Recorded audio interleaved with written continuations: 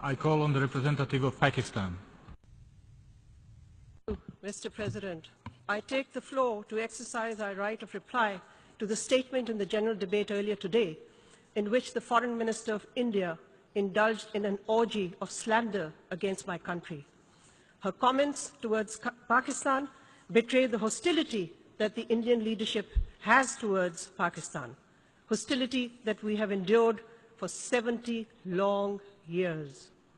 Repeating falsehoods year after year does not and cannot conceal or alter the truth.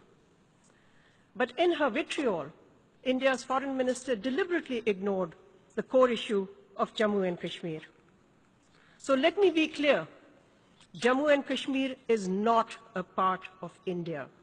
It is recognized by the United Nations and the international community as disputed territory.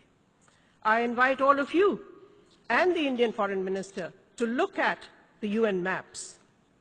Thus, India's military occupation of the state is illegal. The UN Security Council has, in over a dozen resolutions, decided that the dispute must be resolved by enabling the people of Jammu and Kashmir to determine their own destiny through a UN-supervised plebiscite. India accepted these UN resolutions, but it has avoided implementing them through obfuscation, diversion, deceit, and aggression. India's brutal occupation of Kashmir has killed over 100,000 innocent Kashmiri children, women, and men. Today, that campaign of brutality continues, including the shooting and blinding of innocent Kashmiri children with pellet guns. Yet every day, these Kashmiri children, women, and youth come out on the streets to demand that India get out of occupied Kashmir. India cannot hide behind semantics. Any interstate dispute like Kashmir is by definition an international dispute. If the parties fail to resolve a dispute, the UN and the international community has not only the right, but the obligation to intervene and help to resolve the dispute. In the case of Jammu and Kashmir, that obligation is explicit, since the Security Council has been involved with this dispute since its very inception, and because the Council has prescribed very specifically and precisely how the dispute should be resolved. UN Security Council resolutions do not lapse with time, nor are they overtaken, as the Indian Foreign Minister put it. Law, Mr. President, has no expiry date. Morality has no sell-by date. India's posture is that of the predator. It cannot escape its legal and moral obligation to abide by the resolutions of the Security Council. Any other interpretation will open the door to the logic of force in international relations. India, Mr. President, now also refuses a bilateral dialogue with Pakistan, either composite or comprehensive. The conditions it poses, that first there be an end to violence, begs the question. Violence emanates first and foremost from India's occupation and brutal suppression of the people of Kashmir. Under the circumstances, my Prime Minister has proposed that the Secretary General should appoint a special representative or a special envoy, as several of his predecessors did, to promote the implementation of the relevant provisions of the Security Council resolutions.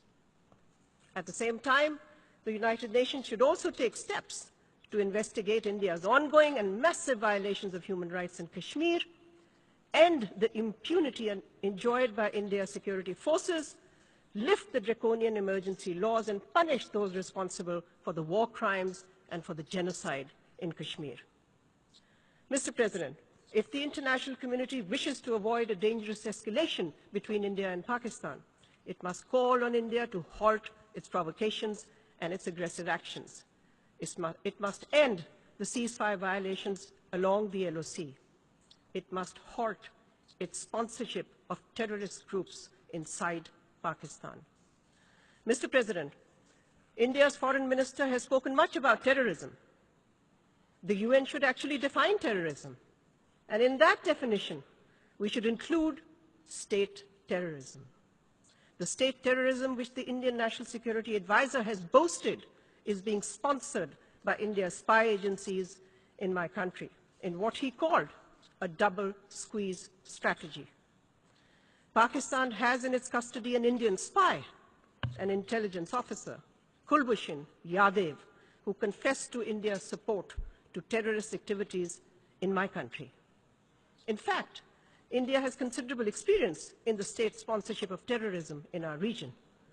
It has sponsored and perpetrated terrorism and aggression against all its neighbors, creating terrorist groups, destabilizing and blockading neighbors to do its strategic bidding, and sponsoring subversion, sabotage, and terrorism in various parts of Pakistan.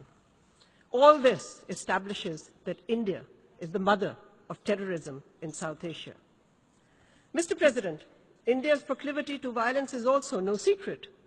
In the 70 years since its independence, India has been engaged in at least over a dozen instances of the use of force and continues to face 17 insurgencies in its own land. It has fought a war with or in each of its neighbors. Mr. President, the Indian Foreign Minister sought to denigrate my country's founding father, Quaid-e-Azam Muhammad Ali Jinnah. All I can say about India's current political luminaries is that they belong to a political organization that has the blood of thousands of Muslims of Gujarat on their hands. Today, this so-called democracy is the world's largest hypocrisy. This, Mr. President, is the face of India's democracy. India is ruled by a government in which a racist and fascist ideology is firmly embedded. The leadership of this government emanates from the RSS, the same extremist group which is accused of assassinating Mahatma Gandhi. It is a government which has appointed a fanatic as the chief minister of India's largest state, whose rallying cry to his mobs was, "If one Hindu is killed, we will kill 100 Muslims." It is a government which has allowed the lynching of Muslims. And all this is amply documented by international human rights organizations. Indeed, as one of India's most famous contemporary authors recently said, and I quote, "These horrific murders are only a symptom. Life is hell for the living too. Whole populations of Dalits, Adivas, Muslims and Christians are being forced to live in terror, unsure of when and from where the next assault would come," unquote. And then again, quote, "Much of what is in the air in India now is pure terror, in Kashmir, in other places," unquote. Mr. President, the Indian Foreign Minister spoke about human rights. So let me ask, who is using pellet guns that are blinding unarmed protesters, including children, infants in occupied Kashmir? Who is violating the fundamental rights, not only of the brave people of Kashmir, but hundreds of millions of Indians? And who is using rape as an instrument of terror, as an instrument of state policy to crush a popular and indigenous movement in the occupied state of Jammu and Kashmir? In conclusion, Mr. President, let me say, Pakistan remains open to resuming a comprehensive dialogue with India to address all outstanding issues, especially Jammu and Kashmir, and to discuss measures to maintain peace and security. But this dialogue must be accompanied by an end to India's campaign of subversion and state-sponsored terrorism in Pakistan. I thank you.